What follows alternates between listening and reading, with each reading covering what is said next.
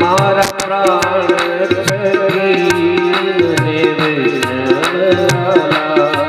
नित करता श्रीनाथ जी काला रे वाला नित करता श्रीनाथ जी काला रे वाला नित वल्लभ नित वल्लभ प्रभु जी की धात दर्शन माल मोहिनी धुन है यमुना जी प्रभु सच्चिदानंद रूपाल विश्वपति आदि है तवे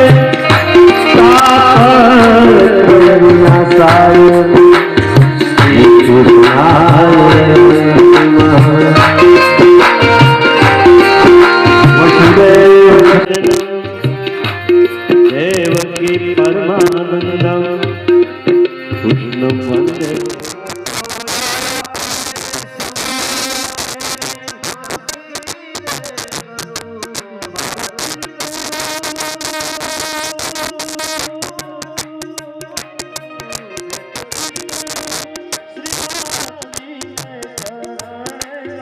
जीवन का श्रीनाथ जी यमुना जी नाथ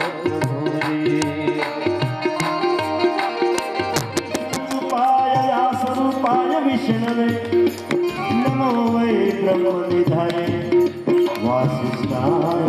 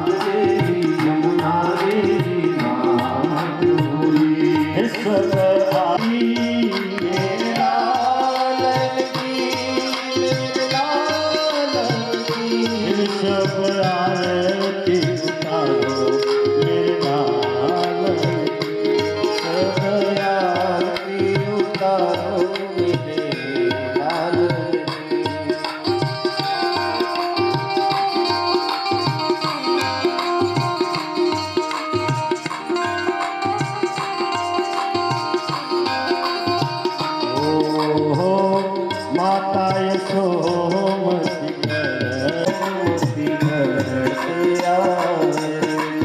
गिरिधर लाल गोपाल गिरिधर लाल गोपाल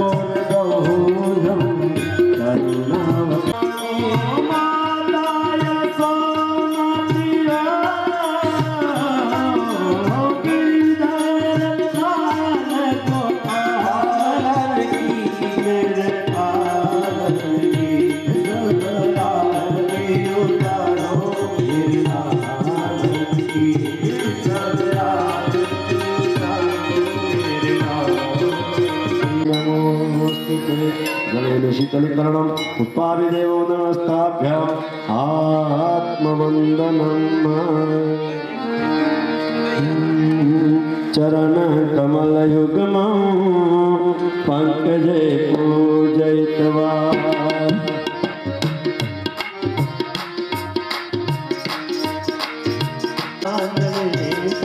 हृदय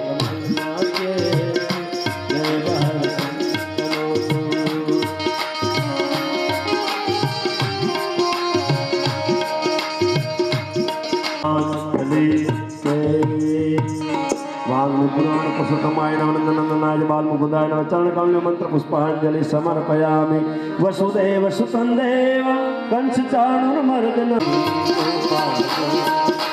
गोविंद बोलो हरि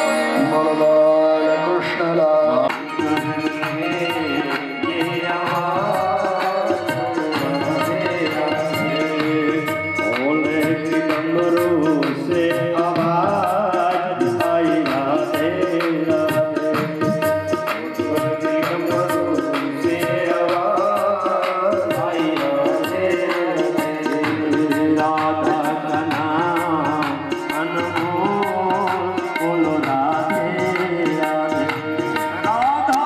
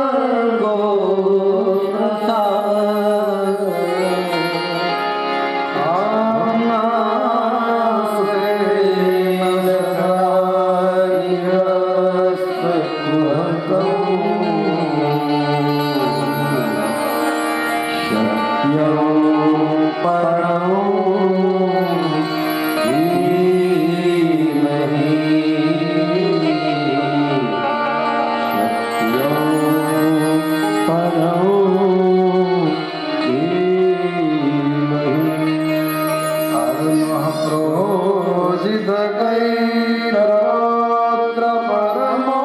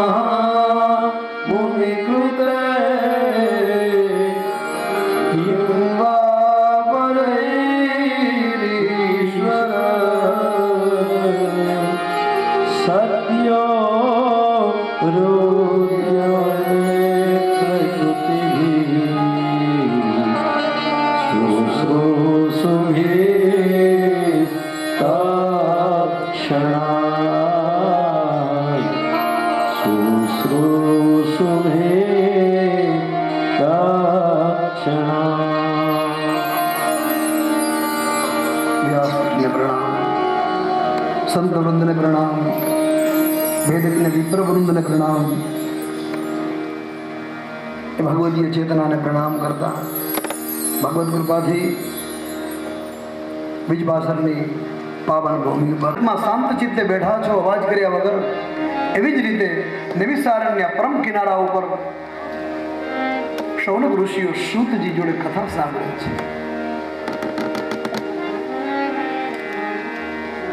બસ કંઈક આવું જ સુંદર શાંત વાતાવરણ હશે। ભગવદી કિનારો ખડખડ વહેતો હશે। ગઈકાલે મહાત્મ્યના દર્શન કરી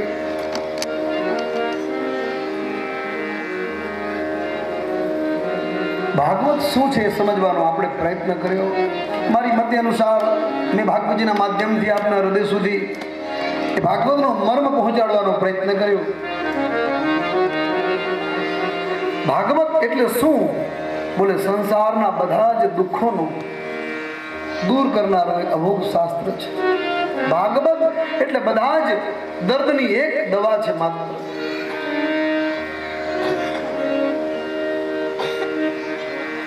ભક્તિ અને જ્ઞાન અને વૈરાગ્યની વૃદ્ધિ કરનારું આ શાસ્ત્ર છે।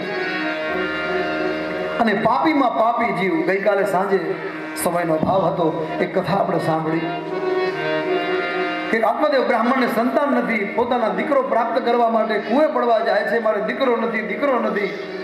અંતે સાધુએ પ્રસાદી આપી ઉછીનો દીકરો લાવ્યો। દીકરો જ્યારે પાપી નીકળ્યો ત્યારે આત્મદેવને બોધ થયો કે દીકરા કરતા તો એકલો સારો હતો। અંતે પાપી દીકરો વ્યભિચાર કરે, મદિરા પાન કરે, ચોરીઓ કરે, એને એટલા બધા પાપ કર્યા કે પ્રેત યોનિમાં ગયો છે। પ્રેત યોનિમાં એને મુક્તિ ન મળી। એનો ભાઈ ગોકર્ણ મહારાજ, ગોકર્ણ પંડિત જ્ઞાની ગોકર્ણ મહારાજે ગયાજીમાં જઈને શ્રાદ્ધ કરાવ્યા, તારવણા કર્યા। ગોકર્ણ મહારાજ તીર્થયાત્રા કરીને ઘરે આવ્યા તો એક દિવસ સૂતા હતા ખાટલા ઉપર।